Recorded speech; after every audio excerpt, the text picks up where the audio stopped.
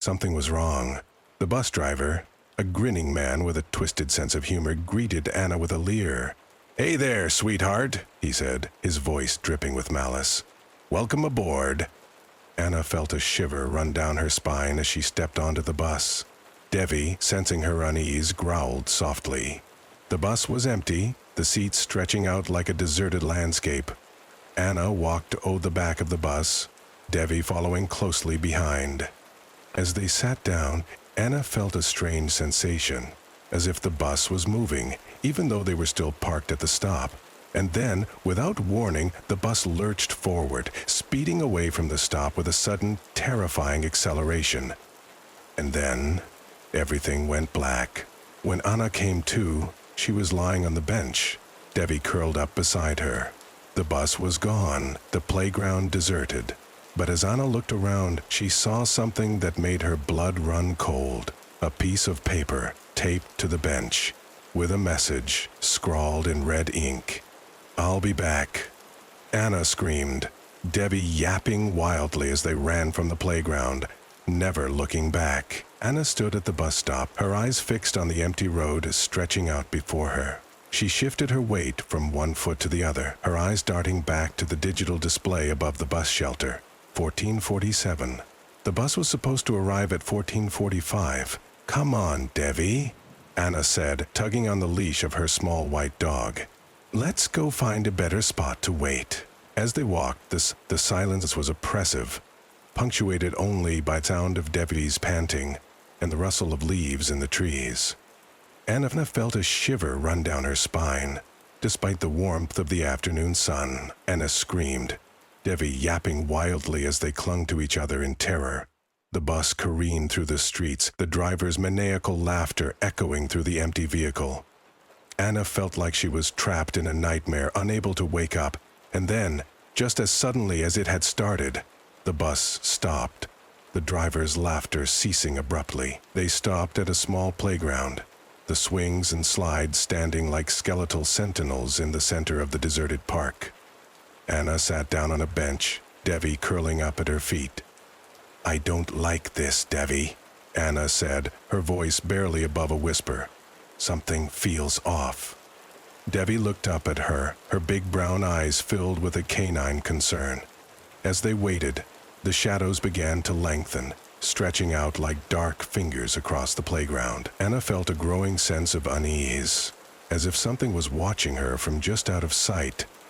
And then, without warning, the bus appeared, its headlights blazing like two male malevolent eyes in the darkness. Anna stood up, Devi yapping excitedly as they walked towards the bus. But as they approached, Anna felt a growing sense of dread. Anna looked around, disoriented, as the driver stood up, his grin twisted and sinister. "Welcome to your destination," he said, his voice dripping with malice. Anna looked out the window, her heart sinking. They were back at the playground, but something was different. The swings and slide were still, the shadows cast by the fading light stretching out like dark fingers across the deserted park. And then, Anna saw it. A figure, standing just beyond the edge of the playground, watching her. Anna screamed, Devi yapping wildly as the figure began to move towards them. The bus driver's laughter echoed through the vehicle, growing louder and more maniacal. Anna felt like she was trapped in a living hell, unable to escape. The Another Story title, The Ancient Church and the Friends. The old and ancient church stood tall and foreboding, its stone walls bearing witness to centuries of secrets and lies. The once vibrant stained glass windows now filtered the sunlight, casting eerie shadows on the dusty floor. Denny and Mike, two friends with a thirst for adventure, stood before the church's massive wooden doors, their hearts racing with anticipation. "I don't know, man," Denny said, his voice barely above a whisper. "This place gives me the creeps," Mike chuckled, his eyes gleaming with excitement. "That's what makes it so awesome! Come on, let's explore." The doors creaked as they pushed them open, the sound echoing through the empty church like a mournful sigh. As they stepped inside, the air grew colder, the shadows deepening into dark, malevolent entities. Denny shivered, his eyes scanning the pews for any sign of movement. "I don't like this, Mike. Let's go back." Mike ignored his friend's concerns, his attention fixed on the ancient symbols etched into the walls. "Check this out, Denny. These symbols are from the 14th century. They're supposed to ward off evil spirits." Denny raised an eyebrow. "You think they're working?" Mike chuckled. "I don't know, but I'm willing to find out." As they explored the church, they stumbled upon a hidden door behind a tapestry. The door was old and rusted, with a large iron knocker in the shape of a lion's head. Mike's eyes lit up. "This must be the entrance to the crypt. I've heard rumors of a hidden chamber beneath the church." Denny hesitated, his heart racing with trepidation. "I don't know, Mike. This feels like a bad idea." Mike's grin was infectious. "Come on, Denny. It'll be fun. We can't just leave without exploring the crypt." The iron knocker creaked as Mike grasped it, the sound echoing through the church like a death knell.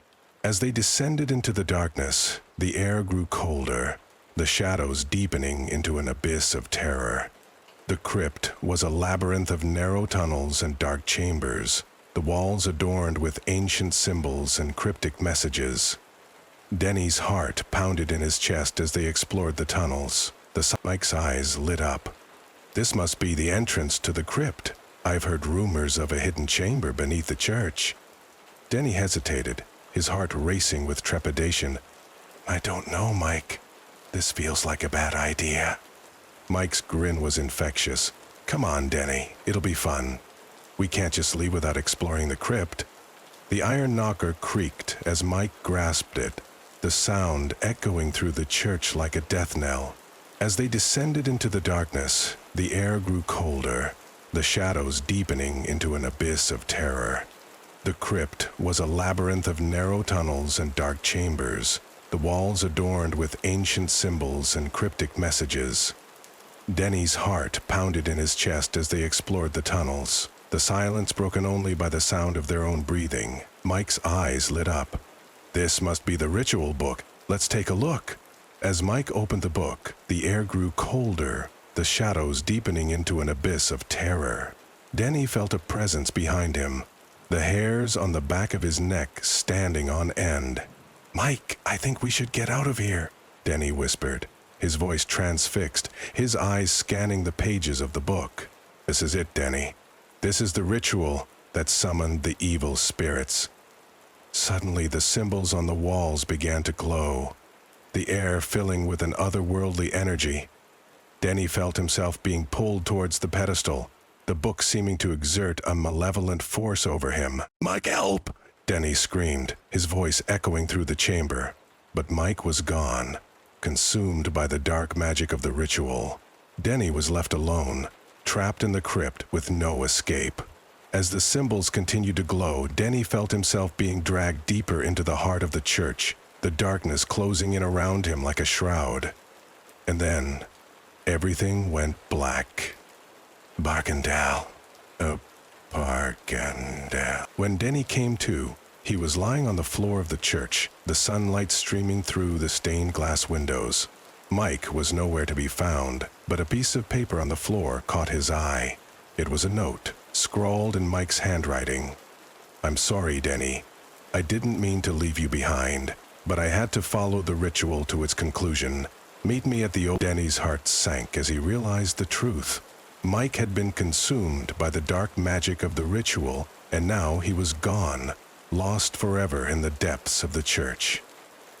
As Denny stumbled out of the church, the sunlight seemed to mock him. The next story title, The Isolation of Planet Xyla 5.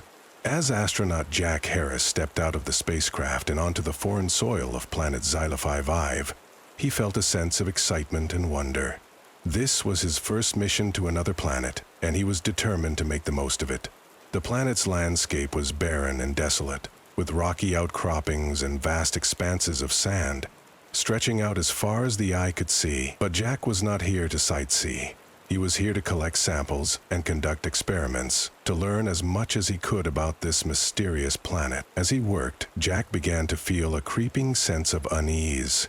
It started with small things, a faint humming noise in the distance, a strange pungent smell that seemed to come from nowhere.